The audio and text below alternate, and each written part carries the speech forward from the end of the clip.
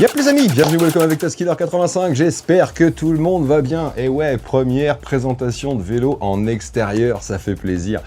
On va le voir un petit peu moins je pense, parce que j'ai moins d'éclairage possible que dans ma petite pièce là-bas. Vous me direz si vous préférez les présentations dans la pièce, vous savez avec les deux petits néons, tout ça dans le Tastec, anciennement le Tastec, ou si vous préférez en extérieur. Dites-le moi dans les commentaires, ça vous fera une occasion de participer au concours vélo et trottinette, bien sûr, puisque c'est la 14e vidéo aujourd'hui. Donc prochaine vidéo, c'est la 15e, vidéo d'après, tirage au sort, gagnant, tout ça, trottinette, vélo, projecteur, que sais-je, on verra bien. Bref, bonne chance à tous. Aujourd'hui, j'ai testé pour vous le Fluence EB8. Allez, c'est reparti. Encore une marque que je connaissais pas. Quel bonheur de découvrir des marques. Ouais, alors là, plutôt style, fat bike, bien sûr, vous l'avez vu, guidon de BMX, style un petit peu, j'ai envie de dire, Miami, beach, promenade, loisirs sur la plage, se la péter, etc. On le sait, ces vélos-là, ils ont des défauts, mais ils ont aussi pas mal de qualités. Et quel style! Franchement, ça change un petit peu. On en reparlera, mais j'aime beaucoup le style du cadre. Très orienté city, urbain, c'est plus un vélo de route, ne serait-ce que par rapport aux pneus et à l'assise. On n'est pas sur un vélo off-road, bien sûr. Il est proposé sur le site Fluence à 1590 €, en noir, en deep coffee comme le mien, ou en gris. Bien sûr, disponible sous 8 jours entrepôt européen. Et vous pouvez même choisir d'avoir l'extension de porte-bagages pour une cinquantaine d'euros.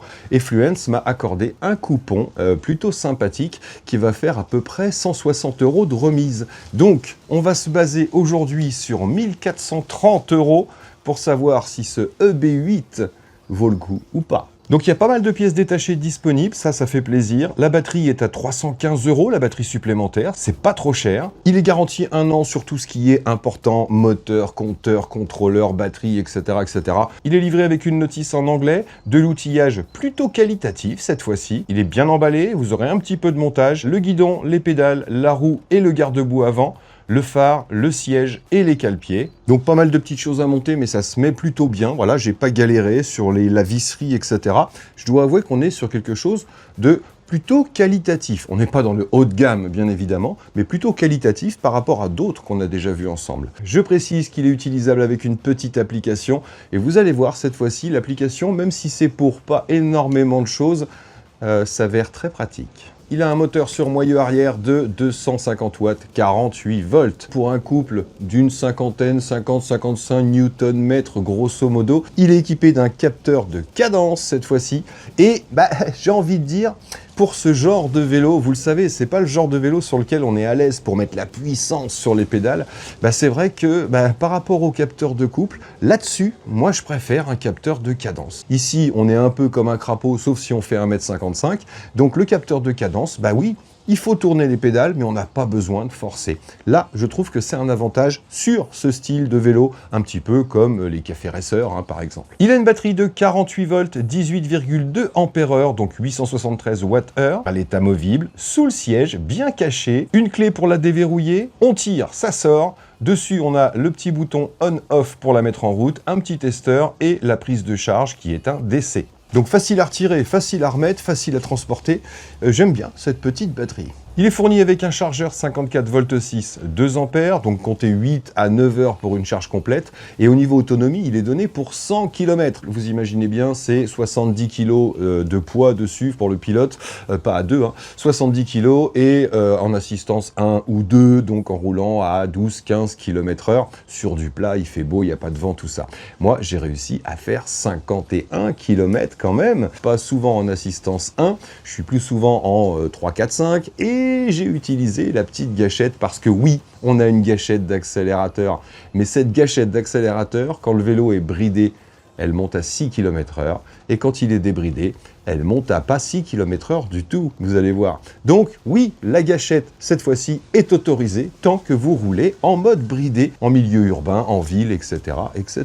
Je ne vais pas vous refaire l'article, vous savez comment ça se passe. Il a un gros phare LED, celui que j'aime bien, avec la petite veilleuse quand on le met en route, un feu arrière automatique dès qu'on allume la batterie, et des petits catadioptres. Il a la plaque d'identification directement sur le cadre, donc tout ça fait qu'il est autorisé pour la route. On a un beau petit cadre très original en aluminium 60-61. Soudure grosse mais très discrète. Une belle peinture mate qui m'a l'air bien costaud. Une petite fixation gourde sur l'avant et les fixations pour l'extension de porte-bagages à l'arrière. Les pneus sont des Harrison 20x4 très orienté routier, mais bien adhérent apparemment. Et on va les gonfler entre 15 et 30 PSI, donc entre 1 et 2 kg de pression, selon votre poids et selon le confort que vous voulez. On a des freins à disque hydrauliques de 180 mm de diamètre. Ce sont des doubles pistons d'E-Wiseland. Un dérailleur 7 vitesses Shimano tourné de base avec des pignons de 14 à 28 dents, plus la petite protection qui va bien. Le plateau fait 200 mm et 48 dents. Une flasque à l'intérieur et à l'extérieur en ABS,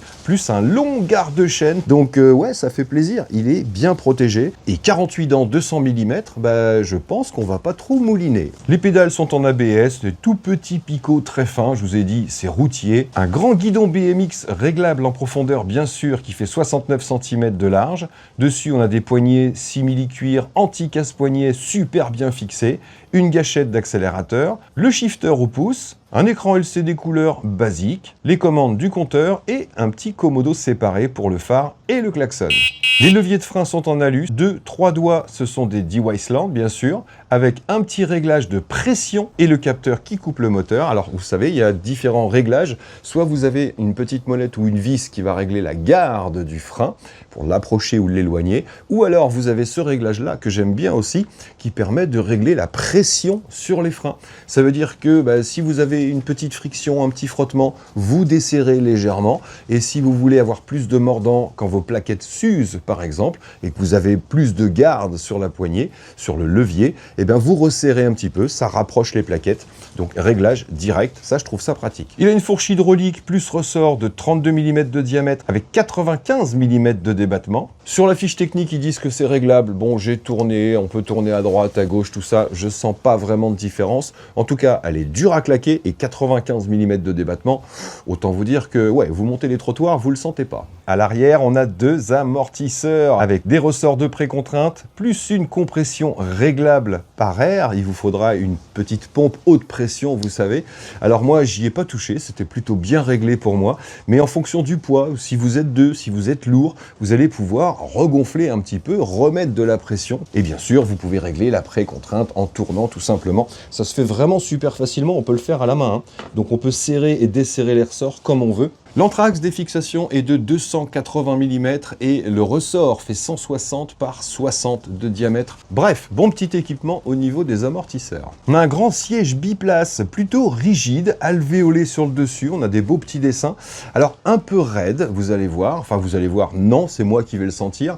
Un petit peu raide, mais quelque part, vu qu'on a des amortisseurs, je préfère qu'ils soient un petit peu raides, tout simplement. Non, je suis pas en train de faire du favoritisme. C'est juste parce que quand c'est trop souple au départ, très vite avec l'usure, on se retrouve avec un truc tout mou, tout simplement. Donc là, en partant avec quelque chose d'un peu plus raide, heureusement qu'on a les amortisseurs, bien sûr, ça fait un ensemble plutôt cohérent. C'est un biplace, donc on a des cale-pieds pliable pour le passager. Les garde-boue sont en plastique, assez large, assez long, rien de fifou. La béquille en alu réglable avec une petite vis, plutôt bien tendue, ça brandouille pas. Il pèse 36,9 kg sans la batterie qui pèse 5,8 kg. Il va pouvoir supporter jusqu'à 180 kg, donc deux passagers sans problème. Sa longueur est d'1,73 m, son empattement d'1,17 m. La portée de la selle au guidon est de 42 cm. Pour le siège, j'ai pris deux mesures, au plus court à 57 cm du centre du pédalier et un peu plus en arrière à 63 cm du centre du pédalier et à 86 cm du sol. Elle mesure 68 cm de long par 14 cm de large et elle s'affine sur l'avant. On sait que c'est pratique pour pédaler et elle fait 9 cm de haut. Donc longueur d'entrejambe idéale entre 56 et 70 cm. Ça veut dire que c'est top pour quelqu'un qui mesure entre 1,50 m et 1,65 m. Voilà, au niveau de la force sur les pédales. Mais on en a déjà parlé, vous le savez, c'est un capteur de cadence, c'est un style moped Miami Beach. Voilà, c'est pas fait pour être à l'aise, pour forcer, vous le savez maintenant. Le guidon est à 1,15 m du sol, ajustable d'avant en arrière. L'axe est à 32 cm du sol, la pédale basse à 15 cm du sol et le passage bas à 46 cm. Donc très facile à enjamber, bien évidemment. Vous en savez un petit peu plus sur ce petit Fluence EB8. Comme d'habitude, on part en balade, on revient bien, je vous dis ce que j'en pense, tout ça, tout ça. Donc la béquille, comme je vous ai dit, super bien tendue. On est assistance 0. Bien sûr, j'ai mis sur le plus grand pignon. Hop, alors oui, j'arrive à partir, j'arrive à démarrer. Par contre, on le sait, c'est pas le genre de vélo sur lequel on est super à l'aise pour pédaler. Et encore moins pour forcer. Donc oui, vous pouvez rentrer chez vous si vous êtes en panne, mais je vous conseille pas de faire trop de kilomètres comme ça. Allez, assistance 1 tout de suite. Voilà. Donc là, alors pareil, hein, c'est encore un peu gras ici. Et les pneus sont vraiment pas cramponneux du tout. Hop, hop, on va embêter Over un petit peu. Tant que je l'entends, c'est qu'il vole. Mais bon, fat bike, vous le savez, ça permet de passer dans des petits endroits un petit peu compliqués comme celui-ci, où on a un revêtement assez épais, assez dense. Et là, comme vous pouvez le voir, bah, ça passe tranquille. Je peux tout de suite vous dire qu'il est super maniable. Le guidon est hyper souple. Donc je reste en assistance 1, je suis resté sur le grand pignon. Bien sûr, il va se faufiler parce qu'il ne prend pas beaucoup de place. Hop, et on est arrivé. Allez, c'est reparti, assistance 1. Un demi-tour, à peine un demi-tour pour que l'assistance prenne le relais. On va passer du bon côté de la barrière. Hop, c'est parfait, j'en profite. Oh, je suis un profiteur. Alors, on jette un œil tout de suite à la pignonnerie. Mais bon, vous vous doutez bien que ça fonctionne. Hop, j'ai pas eu besoin de faire de réglage particulier. C'était comme ça, sorti de boîte. Donc tous les paliers fonctionnent parfaitement bien. Aucun souci au niveau des réglages. Alors on part en assistance 1, je pousse, ouais, un demi-tour, à peine un demi-tour pour que l'assistance prenne le relais. Donc ça va. Et réel capteur de cadence, hein, ça veut dire qu'en assistance 1, et je pense que c'est à cette puissance-là qu'ils ont fait leur test d'autonomie, on est à 12-13 km/h. C'est sûr qu'à cette vitesse-là, vous aurez vos 100 km d'autonomie, j'imagine. Tac, assistance 2, j'aime bien ces gros boutons-là, faciles d'accès. Assistance 2, 16 km/h grosso modo. Assistance 3, hop, je peux passer sur le petit pignon. 19 km/h, assistance 4. Et je vois que le compteur en même temps est bien réglé par rapport au GPS. 22. Et là, 25 à fond. Assistance max. Ouais, le compteur est bien réglé. Bonne adhérence des pneus dans le rond-point, je le sens bien. Et ça passe largement sur du virage normal avec la garde au sol. On va voir ce qu'il vaut dans la petite côte. Oh, oh, oh, les freins, ça a l'air de marcher. Alors, bah, démarrage en côte, c'est parti. Je vous ai dit, l'accélérateur bridé à 6. Allez, je vous montre hein, quand même. Vous voyez, je suis en assistance 5. J'accélère au maximum. Et voilà, 6, 6,5. Parfait. Donc, pour les démarrages en côte, alors on va tester d'abord la réactivité. Je pars de tout en haut. Voilà, je mitonne pas, je pars d'en haut. Je pousse. Et là, tac, ça y est, j'ai l'assistance. Donc environ ouais, un demi-tour, grosso modo. Mais on va se faire le petit démarrage en côte avec l'accélérateur, vous allez voir. Ce qui fait qu'on a moins besoin d'une grosse réactivité sur le capteur. Bon, on plafonne à 25 direct. Je vais repartir d'en haut, je vais le laisser redescendre un peu. Go. Hop là, ouais, 3/4 de tour. Donc on n'a pas le capteur le plus réactif du monde. Hop. Mais franchement, c'est pas mal. C'est pas mal du tout, on a vu bien pire que ça. Tiens, on va s'arrêter là, il restera un gros morceau de côte à faire. Là, on va être en plein milieu de côte. Tac. Donc voilà, là je vais partir. Bah, j'aurais pu forcer ou changer les vitesses, mais là je vais pousser sur l'accélérateur. Voilà, et ça me lance. Maintenant, je pédale et ça prend le relais automatiquement. Quel bonheur! Donc on entend le moteur, pas à outrance, mais on l'entend. Là on arrive au plus fort de la côte. Je force pas sur les pédales, j'ai vraiment les pieds posés dessus, je tourne. Je me laisse porter par le vent. Et ouais, 25 km/h sans problème. Le compteur est bien réglé. 24,9, 25. Ah, heureusement qu'il ne faut pas forcer, hein. Je préfère ça que le capteur de couple, hein, j'ai dû vous le dire. Mais sur ce genre de vélo, le capteur de couple, quand il faut sans arrêt pousser sur les pédales, bah, c'est beaucoup plus fatigant. Avec cette position qu'on a là. Alors derrière, comment ça se passe-t-il? Ça se passe bien. Allez, demi-tour. Tac. Ouais, alors je vous l'ai dit, super maniable. Regardez la fourche. On a bien des petits tampons ici, là. Mais on a un bel angle de braquage et comme je vous le dis, c'est vraiment super souple. J'accélère pas, ouais, ça part tout seul. Bon, pour l'instant, couple, puissance, réactivité, on est dans une bonne moyenne haute, pourvu que ça dure. Alors ouais, je vous ai dit, le siège, il est un petit peu dur. Bon après, ça va non plus, hein, c'est pas une petite selle de VTT. Hein. Il est un peu dur, mais vu qu'on a les amortisseurs arrière, bah, c'est vraiment très sympa. Ça prend les vibrations, et plus vous vous mettez vers l'arrière, et plus c'est confort en fait. Et plus vous avez de distance avec les pédales en plus. Hein. Bon bah il déroule, hein. 33 km/h tout seul, j'ai plus besoin du JEPS. Donc on va réguler à 25, on va se faire un petit freinage, tranquillou pilou. Comment ça se passe derrière? Ça se passe bien. On va réguler à 25 km/h. Voilà, on y est. 3, 2, 1, roue arrière. Hop, hop, hop. Voilà, excellent. Alors, je me décale un petit peu parce qu'il y a des voitures qui arrivent, mais on a 2,50 m, 3 mètres, grosso modo. On le sait, hein, les pneus de fat bike, ça aide énormément. Et puis là, on est vraiment sur du pneu routier, donc ça adhère fort. Ça sera moins bien dans la gadoue, c'est clair. Pas fait pour le trop de off-road. Mais en tout cas, là, ça serre fort, ça serre bien et ça s'arrête net. Allez, c'est reparti, accélérateur. On est lancé. Ah, ça change tout. Ça change tout, messieurs les fabricants. Faisez ça, faisez ça. Vous voyez ma fréquence de pédalage à 25 km/h, c'est correct. Hein. On n'est pas sur le top du top, mais c'est correct. Regardez ces petits amortisseurs. Voilà, la petite fourche qui travaille super bien. Vraiment difficile à claquer, mais grande garde. Donc franchement top. Et l'amortisseur arrière qui encaisse vraiment suffisamment, bien réglé pour moi. J'ai pas eu besoin d'y toucher. Top délire méga groove. Il est pas là mon copain le boxer. Alors là à 25 non, c'est sûr que je ferai pas le tour. Là, voilà, je suis à 25 là et je suis sûr que si je couche un peu. Ah ouais, ça réduit, j'ai eu la trouille. Ah bah écoutez, je suis passé, bon c'est sûr que si j'avais couché un petit peu plus, j'aurais touché, mais c'est plutôt pas mal hein, au niveau de la garde. Franchement, on va réduire en vitesse, toc, de façon à garder l'appui sur les pédales, et voilà, bah, au niveau de l'équilibre, on est top. Je vous dis, le cadre, je le sens vraiment bien.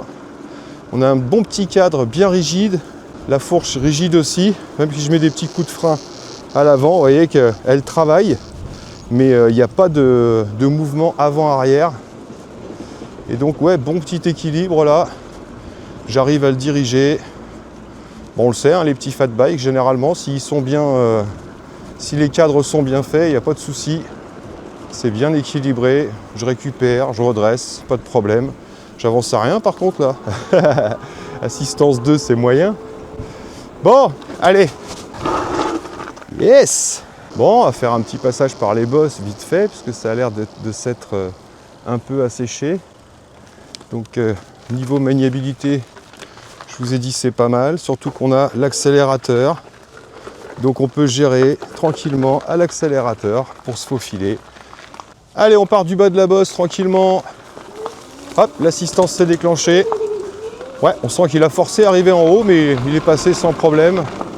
Peut-être pas mettre en assistance 5 là par contre, parce que ça part vite.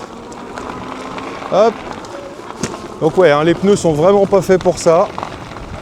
Je sens que ça va drifter facilement si je veux, si je passe dans le gravier. Donc freinez pas du frein avant. Et ouais, l'assistance repart bien et les amortisseurs font vraiment le taf. Là, on sent que le cadre est bien rigide. Donc c'est agréable. Hop, hop. Ouais. Ouais, gros amorti à la redescente. Allez, c'est pas la peine d'en faire beaucoup plus. Allez, à l'accélérateur. Hop. Hop. Posé. Ah, il ne se rend pas compte les fabricants, mais c'est vraiment un énorme plus d'avoir cette petite gâchette qui vous aide à décoller. Alors par contre, au niveau couple, il n'est pas hyper violent. Pourtant, dans les réglages, vous le verrez à la fin de la vidéo, hein, bien sûr, les paramètres du compteur, hop, et le montage. Mais j'ai réglé moi les paramètres, je suis pas au max là, voilà. J'ai réglé les paramètres sur, vous savez, qu'il soit nerveux et qu'il envoie la sauce au démarrage. Mais c'est pas un truc qui va vous tirer vers l'arrière. On est vraiment sur le style balade, hein, c'est clair. Assistance 5, voilà. Alors ouais, au niveau de la position, on est vraiment pas mal, hein. On peut l'ajuster comme on veut en poussant le guidon d'avant en arrière. Les poignées, j'adore, gros diamètre, espèce de simili truc. Là, j'ai mis les gants, même si j'étais pas obligé aujourd'hui. Je les mets plus pour la sécurité qu'autre chose. Vous le savez, hein, gants et casques, pas forcément obligatoire, mais fortement recommandé. Moi, je vous dis, c'est obligatoire, t'as vu?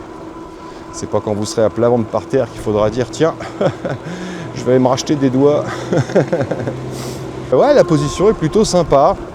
Mes genoux remontent forcément, mais pas à outrance non plus. Et puis encore une fois, voilà, hein, on peut se mettre plus sur l'arrière, tirer le guidon un petit peu vers soi. Et là, on a tout de suite beaucoup plus de débattement avec les jambes. Donc ouais, on peut trouver sa position, hein, tant qu'on est tout seul, bien sûr. Hein, parce que si on est deux, vous allez être assis là. Hein, voilà. C'est là qu'on a les genoux qui remontent le plus haut. Mais ouais, niveau confort, plutôt sympa. Le double amortisseur à l'arrière fait vraiment un taf énorme. Donc bon petit a priori pour le moment. Hop, trottoir, bam bam, hop. Là c'est du gravillon. Donc c'est du pneu de fat bike quand même, hein, même si c'est pas du crampon. Il y a quand même une belle adhérence. Ah oui, j'ai réaccéléré, mais non. L'accélérateur au-dessus de 6, ça marche pas. Et ben c'est pas grave, je prends un raccourci qui rallonge moins. T'as vu? Hey hey! Ah, excellent. Très sympa. Assistance 5. Je démarre au pédalier, comme ça j'ai l'assistance tout de suite. Et là ça part et je ne force pas sur les pédales. Je laisse aller le couple. Vous voyez, 14, 13, 13, 2, 13, 12, 9. Ouais, allez, on est sur 50 Nm. Hein.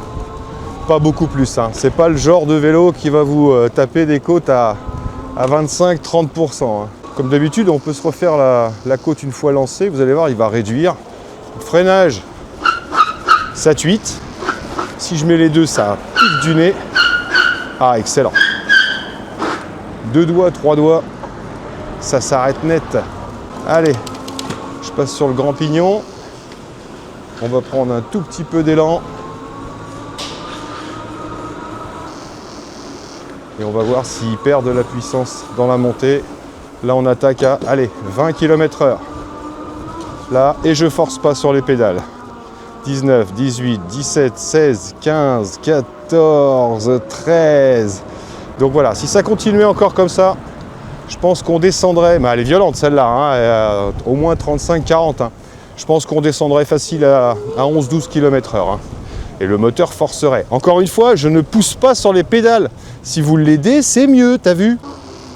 Alors par contre, quand on a des pneus comme ça et un freinage comme ça, on n'a pas peur. Yaha! Là, le freinage, bam! C'est propre. Et petite balade à 6 km/h avec l'accélérateur. Voilà, t'as Momone qui se promène à côté, parce qu'elle n'a pas de vélo, elle. Tu montes derrière? Bon, on est en mode débridé, on va descendre, on va se mettre à l'ombre et je vais vous montrer ça avec l'application vite fait. On va voir ce qu'il vaut. Alors, en mode débridé, vous allez voir, on n'a pas autant de réactivité sur l'accélérateur une fois qu'on est lancé ou avec le capteur de cadence. Ça part bien au départ, vous voyez, on part à l'accélérateur. Là, on a des petits hop, c'est instantané. Par contre, une fois qu'on est lancé, eh bien, ça met du temps à repartir une fois que vous avez atteint les 20 km/h. Donc, c'est pas un truc qui est taré de couple. Alors, c'est parti, assistance 5. J'y vais tout à l'accélérateur et je l'aide un peu au pédalage parce que sinon la progression est vraiment très très lente. Donc je l'aide un petit peu. Et une fois qu'il a atteint les 25-26 km/h, une fois qu'il dépasse sa limite de 25, là on sent qu'il y a un petit peu plus de couple, un peu plus de poussée. Donc, vous voyez ma fréquence à 38 km/h, 40. Là, je le laisse dérouler. J'ai bien le vent en face. Et on va plafonner aux alentours des 39-40 km/h. Donc si je l'aide un petit peu, sans forcer, on va certainement atteindre les 41-43 km/h. Mais c'est pas un foudre de guerre. Par contre, le fait d'avoir l'accélérateur, tout de suite, c'est mieux. Moi, j'accélère et je l'aide avec les pédales. Et je sens que si je ne l'aide pas avec les pédales, je reste planté dans la côte, c'est sûr. Bon, bah je vais pas lever les fesses. Bah, un petit peu si, ouais, sinon je vais faire vibrer la 360. Allez, tant pis. Je reste assis. Ouais, pas de bruit parasite. Tac. Par le bruit de mes dents qui claquent. Hop. Demi-tour.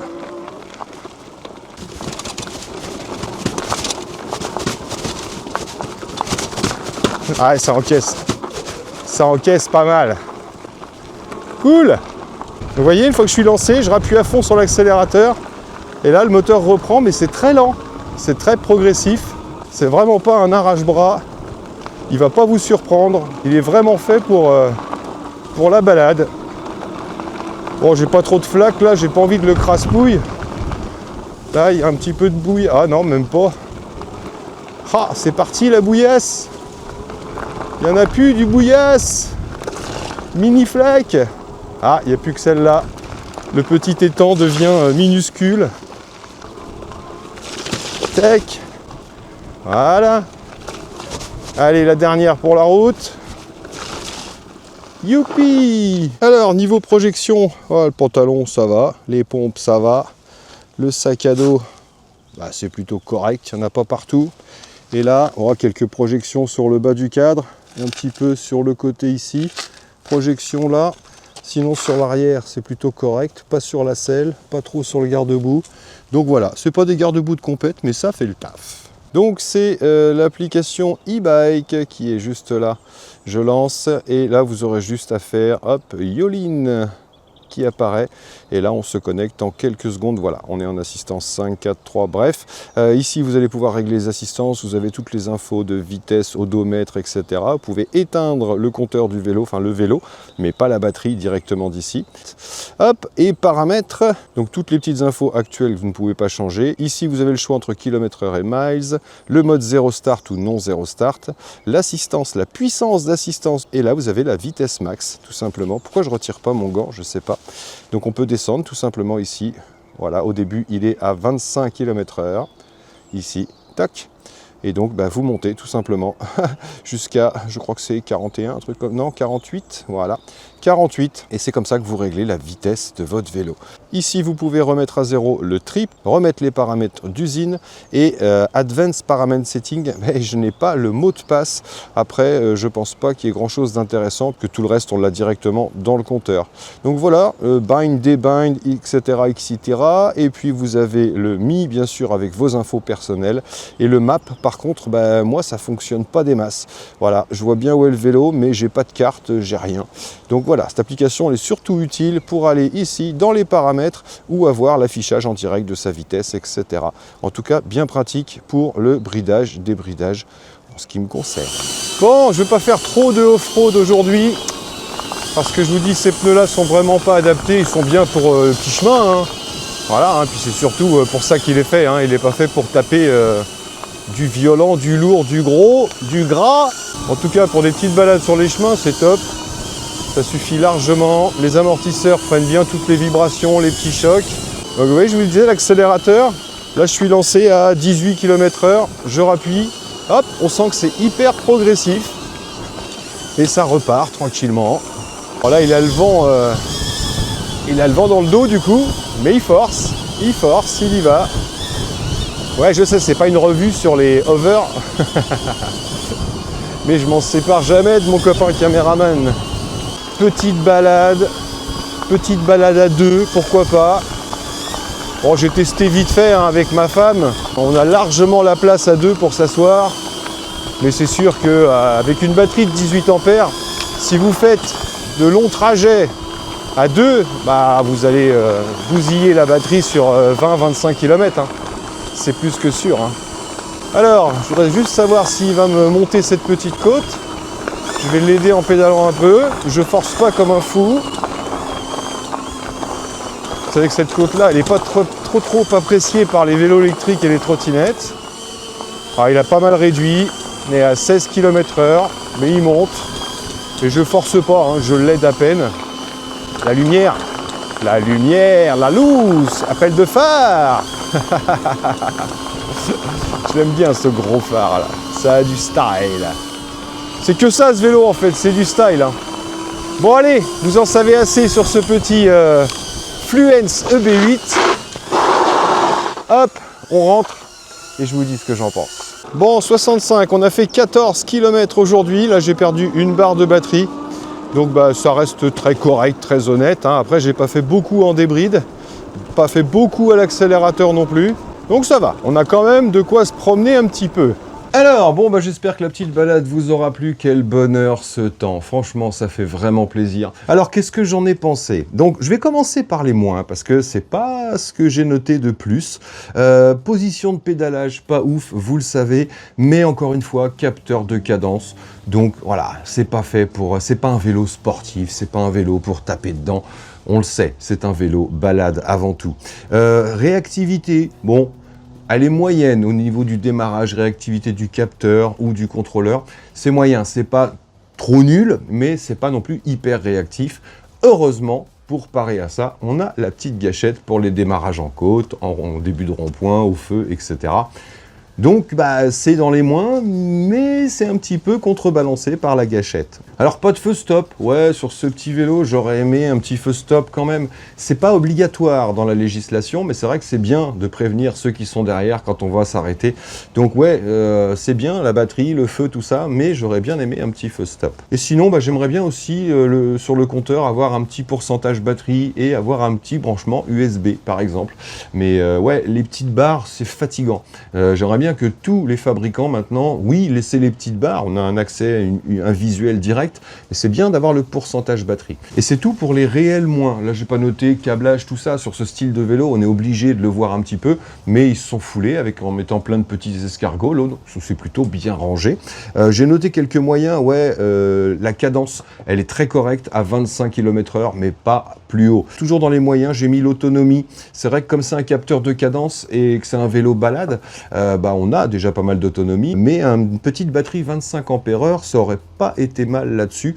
C'est pas énormément plus, mais ça joue quand même pas mal. Puis j'aurais aimé des clignotants. Voilà, City Bike, tout confort, feu stop, clignotant, tout ça, tout ça.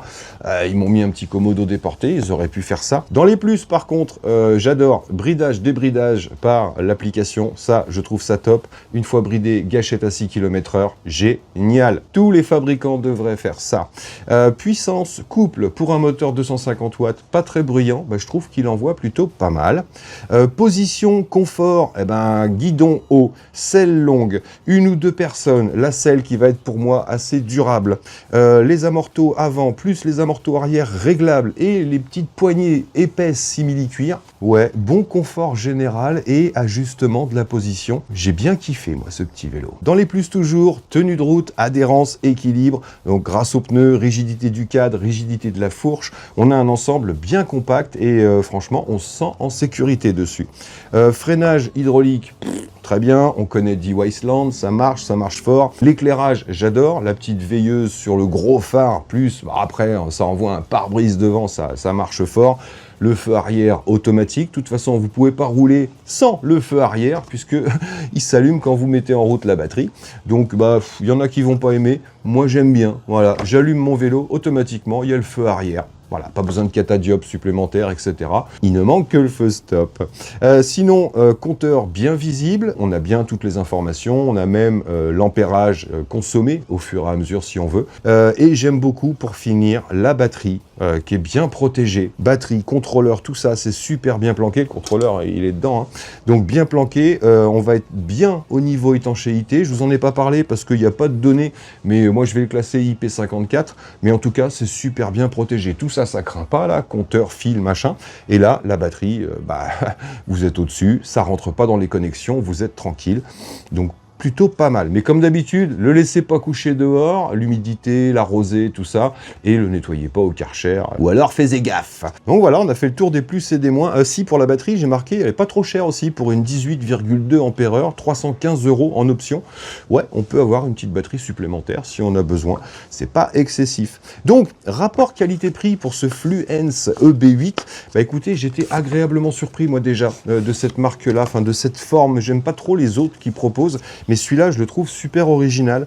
Donc, on se base sur 1430 €. Cadre très original, ça compte. Les finitions, les équipements, amortisseurs arrière réglables, frein hydraulique, commodo déporté, les grosses poignées, tout ça, ses performances, parce qu'il a des performances très très correctes entre nous, soit dit.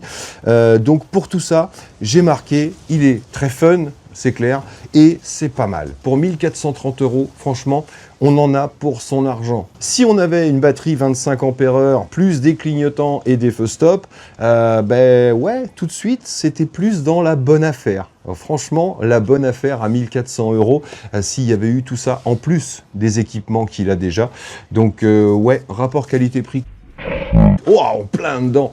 Très correct, j'ai envie de dire, même si on n'est pas encore une fois sur l'affaire du siècle. Hein. On l'attend, hein. J'espère qu'on va la trouver, l'affaire du siècle. Mais en attendant, excellent petit vélo, j'ai pas été déçu. J'ai bien kiffé et surtout, petit style qui change un petit peu, les arrondis, les courbes, etc. Je trouve ça très très sympa. Donc voilà, bien sûr, faites-vous votre propre avis par rapport à ce que vous aimez, par rapport à vos besoins, etc. Je vous le répète, on n'achète pas un vélo juste parce qu'il est beau gosse. Donc n'hésitez pas à me laisser un commentaire, ça participera au concours vélo et trottinette, vous le savez. Et moi, surtout, j'adore lire vos commentaires, mettre des petits cœurs ou mettre des petits pouces quand vous le méritez. Donc merci encore une fois de votre fidélité, de me suivre, de me faire confiance parce que j'essaye au maximum de toujours être le plus honnête possible, vous le savez. J'ai pas la science infuse, je donne mon avis, après vous en faites ce que vous voulez. Donc voilà, merci à tous d'avoir suivi, merci encore à vous d'être là, et puis moi là-dessus, il me reste plus qu'à vous dire surtout, portez-vous bien, prenez soin de vous et des autres, et à très bientôt. Soyez prudents dans mes vidéos. Allez, ciao, ciao. Je vous laisse avec les paramètres du compteur, comme d'habitude, et le montage en accéléré. Allez, bye. Alors, voyons ensemble les paramètres de ce petit compteur. Quand on insère la batterie, il faut ensuite appuyer sur le bouton Power pour allumer le compteur. Le niveau de batterie, ici, c'est parce qu'il est appairé en Bluetooth à l'application. Les kilomètres-heure en direct, le niveau d'assistance, ici, qu'on va changer avec le plus et le moins. En dessous, le trip actuel. Si on appuie sur le bouton info, ici, on a l'odomètre, la vitesse max, la vitesse moyenne, l'ampérage consommé en temps réel. Quand on maintient le moins, bien sûr, on active le mode aide à la marche, jusqu'à 6 km/h.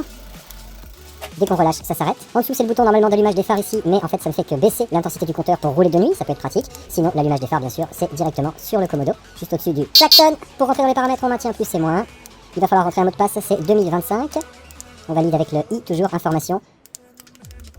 Et je valide. P01 c'est la luminosité du compteur, P02 c'est le choix entre km/h et miles per hour. À chaque fois si on veut changer, on valide ici et ensuite on change tout simplement avec plus et moins. P3 c'est le voltage de la batterie, n'y touchez pas. P4 c'est le temps de mise en veille. P5 c'est le niveau d'assistance, validé. Vous pouvez aller de 0 à 3 et jusqu'à 1 à 5. Donc on va laisser sur 0 à 5 avec un capteur de cadence, c'est plus pratique. P06 c'est la taille de la roue, si votre compteur n'est pas juste, c'est là que vous pouvez changer. P07 c'est une histoire d'aimant. P08 c'est la vitesse limite, mais ici même si vous validez, vous ne pourrez pas changer en manuel. Il faut absolument le faire de l'application comme je vous l'ai montré. P09 c'est le 0 start. P10 c'est le drive mode, donc sur 0 vous n'avez que les pédales, sur 1 vous avez que l'accélérateur. Et sur 0,2 vous avez les pédales et l'accélérateur. P11 c'est la sensibilité d'assistance que vous allez pouvoir régler de 1 à 24, plus c'est bas, plus c'est réactif. P12 c'est le couple au démarrage, donc sur 5 vous êtes au maximum, donc vous pouvez régler de 0 à 5 tout simplement. Et si vous passez par l'application, vous pouvez monter à 20, mais pas sur le compteur. P13 c'est encore une histoire d'aimant. P14 c'est la limite d'ampérage du contrôleur. P15 c'est le voltage minimum de la batterie, ne changez rien. P16 c'est pour remettre l'odomètre à 0, pas le trip, l'odomètre. Pour remettre à 0 vous mettez sur 1 ici et vous validez. Moi je ne veux pas remettre l'odomètre à 0. P17 c'est pour activer ou non le régulateur de vitesse, vous savez que c'est interdit sur 0, il est désactivé. P18 c'est pour activer ou non l'aide à la marche, si vous mettez sur 0 vous n'aurez plus cette fonction aide à la marche. Là vu qu'on a un accélérateur c'est pas indispensable. P19 c'est pour changer le mot de passe, si vous validez il va vous demander un nouveau mot de passe. Et on a fait le tour du compteur, on maintient le bouton information pour revenir au départ.